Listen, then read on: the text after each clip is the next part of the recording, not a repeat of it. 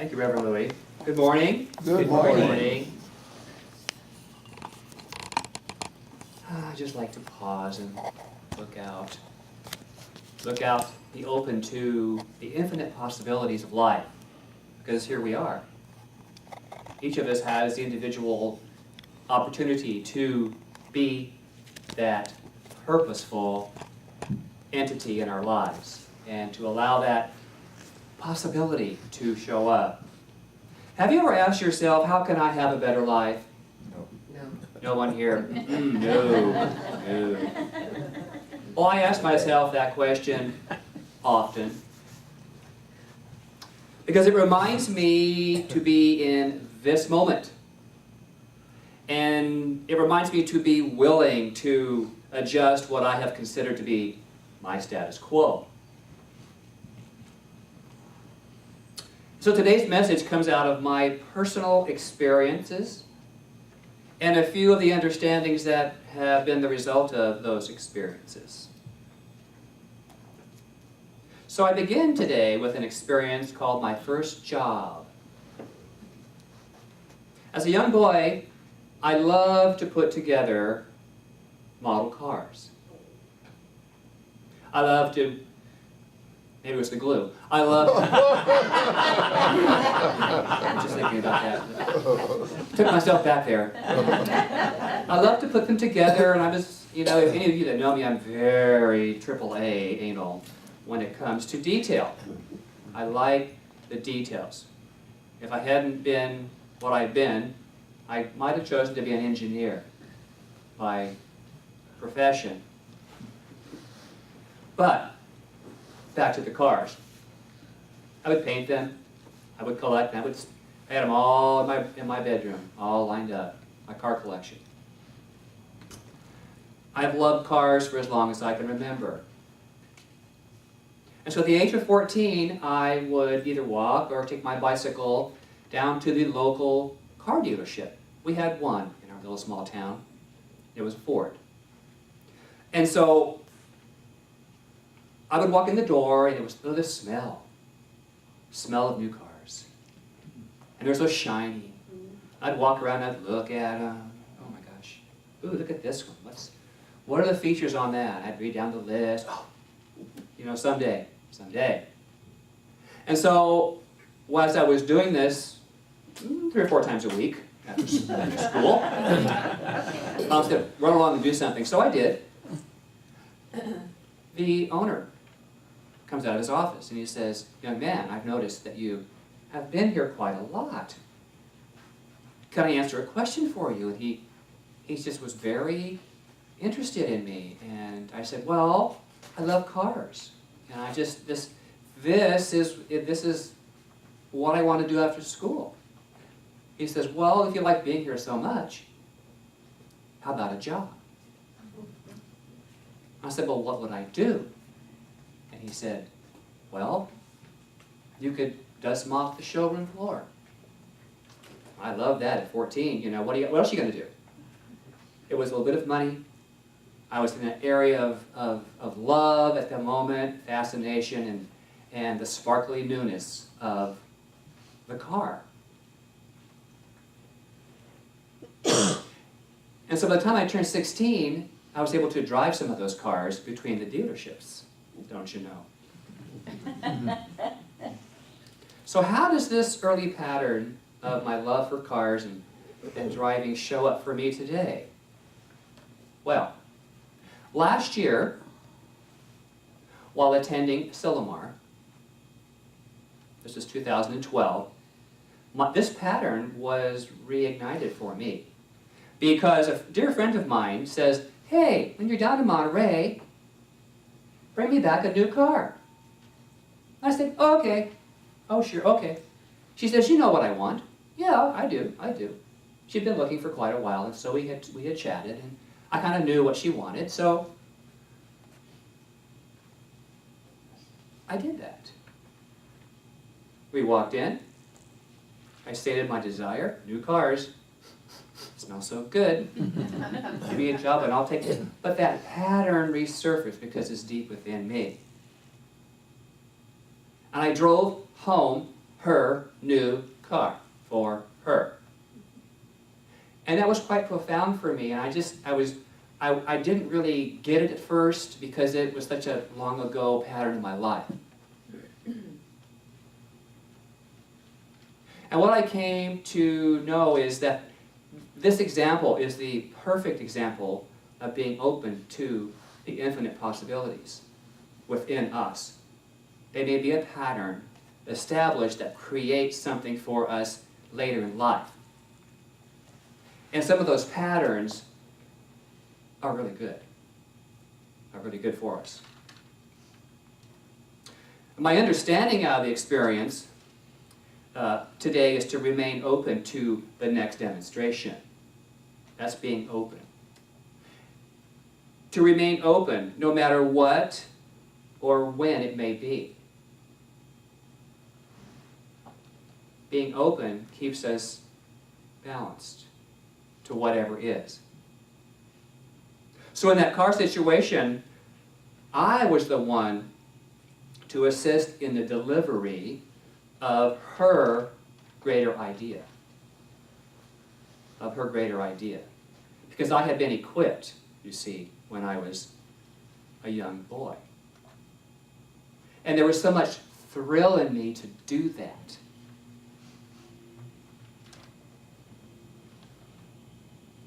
So, in that situation with the car, I had been prepared, like I said, and both of us were open to the possibility.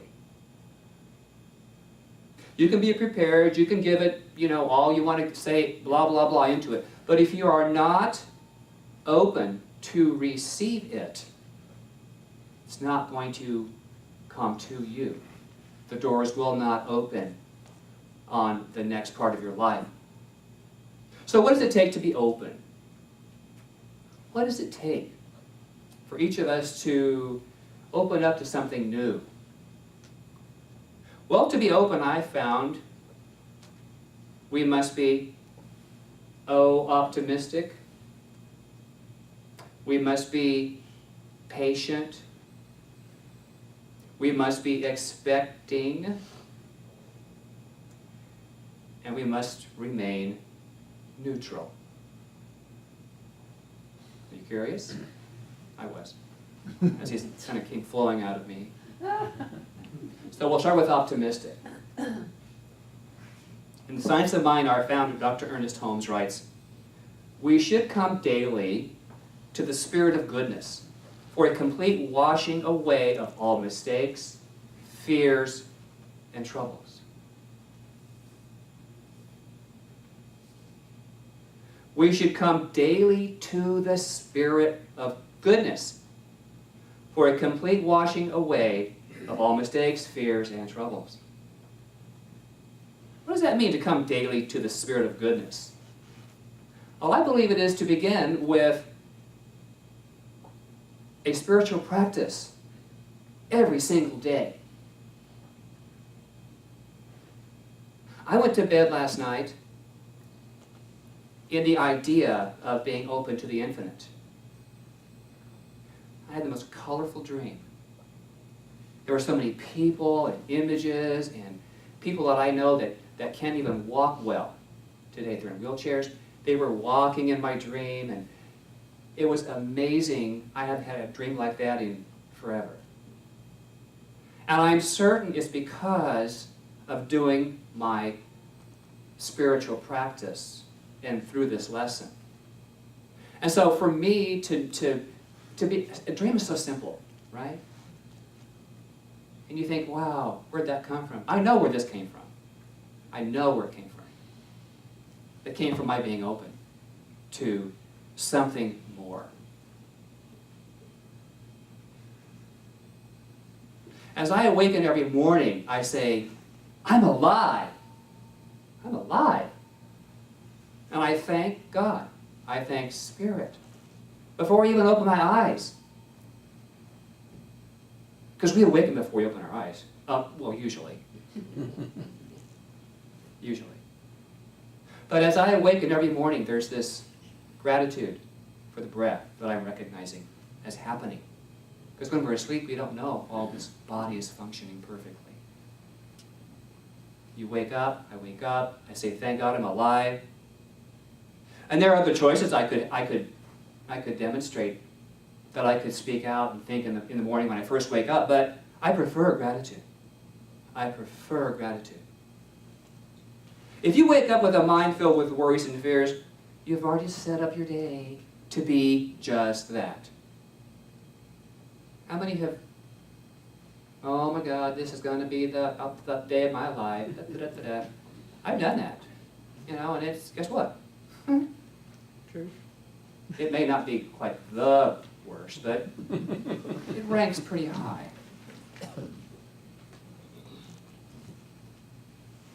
I would offer that we look into each day with wonder. Wonder how much. Wonder who. Wonder what is going to be my life today. And be open. Be open. Please affirm this with me. Let's begin right now by being more open, shall we? Each moment of each day. For the rest of my days. I enter as a spiritual being. And behold the wonder. Wow. How's that feel?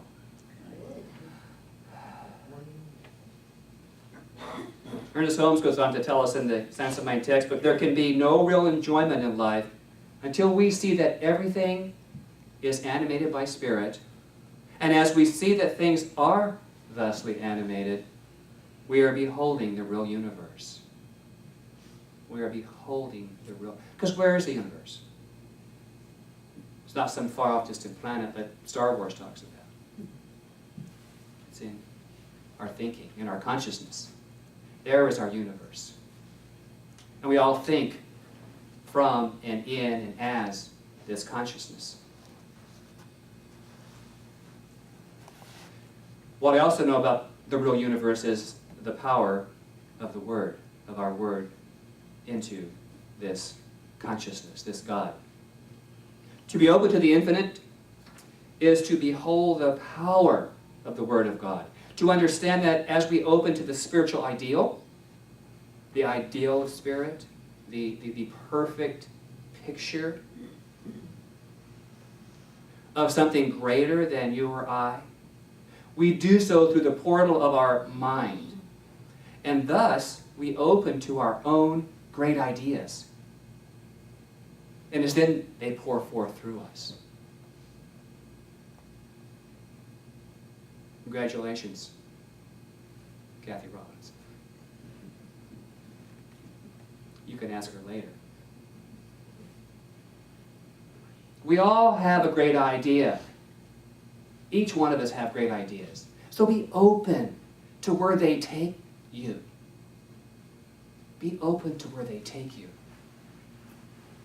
The second letter of open is P for patient. That was hard for me, the patient part, because I'm a Libra and I'm this engineer thinking guy, but patience, sometimes I want it a little sooner than now. So to be patient is to feel the presence of Spirit so fully that fear cannot take hold of our mind. It cannot take hold of our mind. Patience opens the mind to the infinite possibilities that already exist.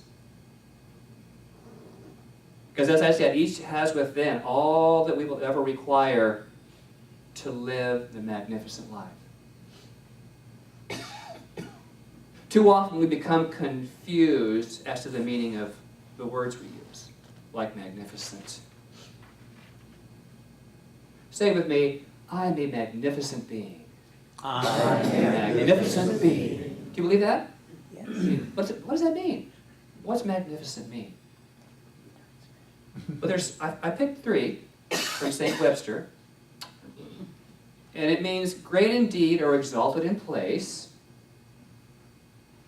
strikingly beautiful or impressive. And the third, impressive to the mind or spirit. So, did you notice the order of those three?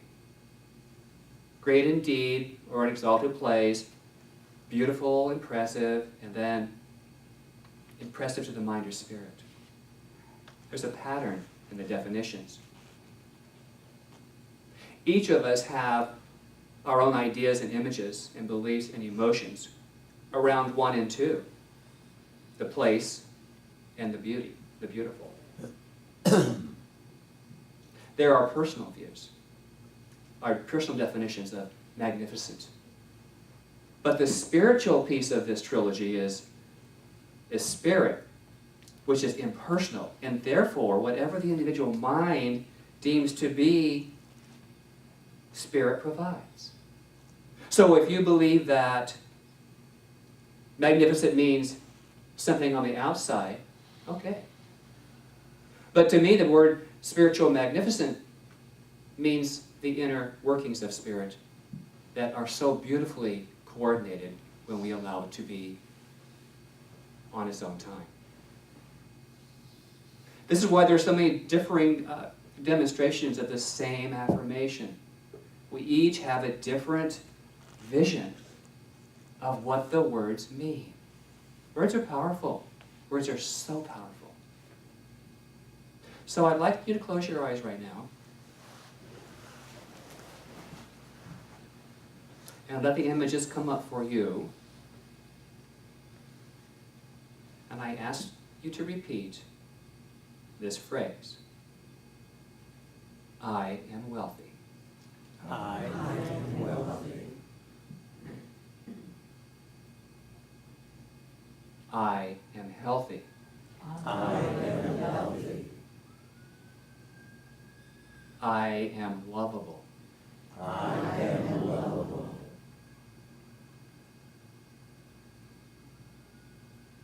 Okay? I invite you back. Take a deep breath. And I would say there are as many different images that came as there are people in this room in regards to wealthy, healthy, and lovable.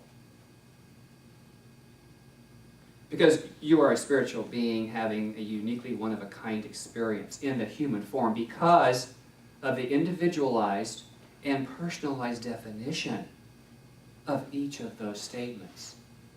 We're going to have a different result because we each have a different personal, unique definition of what it means to be wealthy, healthy, and lovable. So be patient. Be patient with yourself. It's okay that my picture of what I believe those to be is different than yours. It's all valid, and it's all perfect. Third letter, E, to open. Expectant. Be expectant. Expect. Hafiz wrote, "Ever since happiness heard your name, it has been running through the streets trying to find you." Don't you love that? Woohoo! Where are you? Trying to find you. Ernest Holmes said it this way: we are dealing with an impersonal principle. It will operate for one just as quickly as another because it is law. Dare to speak and to know that what you speak is the law unto the thing spoken, regardless of what conditions exist. One, alone in consciousness with the infinite constitutes complete majority. Takes nobody else. Takes no other person to back it up when you're clear and open to something greater. So what do you expect in life? Well, one bit of awareness that I can offer is this next question. How do you respond to unexpected situations? What if you're late to where you think you need to be? What if you have a health challenge? What if you have a financial windfall? How do you respond to each of these? What if you're bumper to bumper traffic and you think you should be somewhere at a certain time? I've done that. I've been there. I've not been as expectant of of my good. But what I have come to know about something as simple as being in traffic. As I stop, I breathe, I look around, and sure enough, there is something else to be known.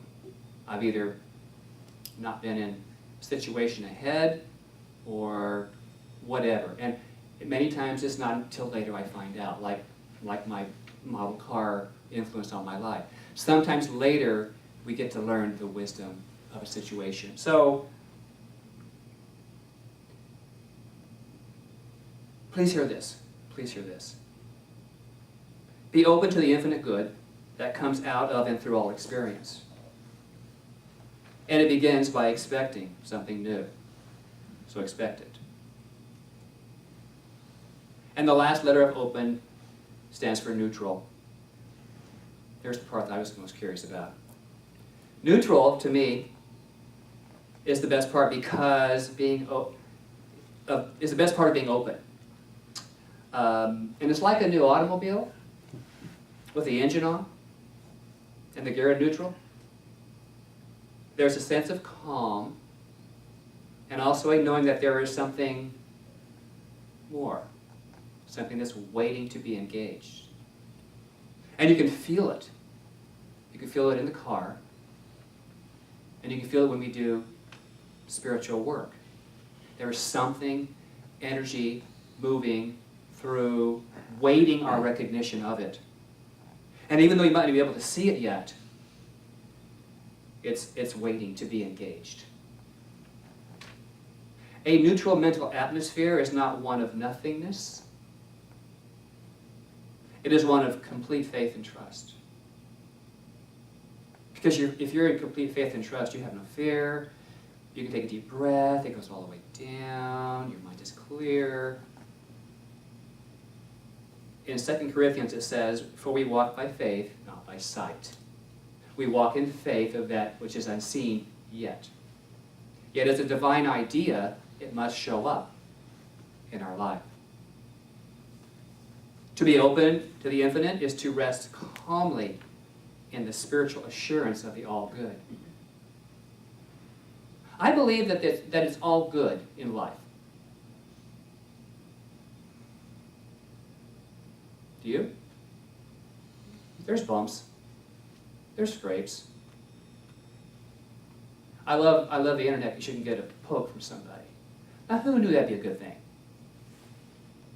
When I was a little kid, my mom says, "Quit poking your sister." Now I poke her all the time. She's in Florida. Love it. So, it's all good. It's all good. So, remain neutral as you expect that good to flow into your life.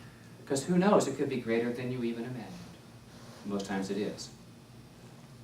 So, beloveds, and you are, please be open to all the infinite possibilities of your life.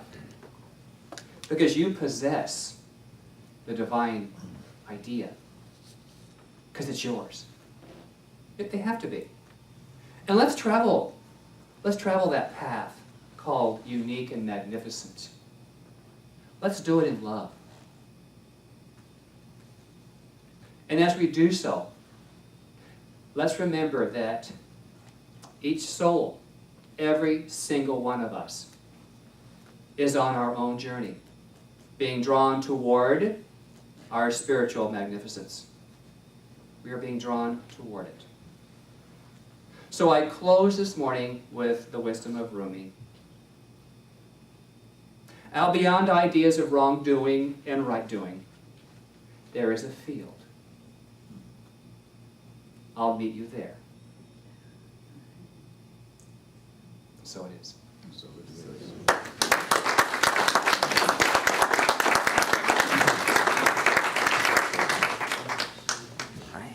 Would the ushers please come